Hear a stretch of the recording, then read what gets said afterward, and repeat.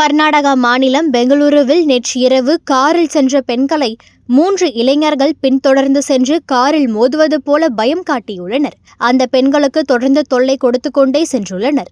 அந்த நபர்கள் மீது பாதிக்கப்பட்ட பெண்கள் கொடுத்த புகாரின் பேரில் போலீசார் வழக்கு பதிவு செய்து 2 பேரை கைது செய்து விசாரணை மேற்கொண்டு வருகின்றனர்.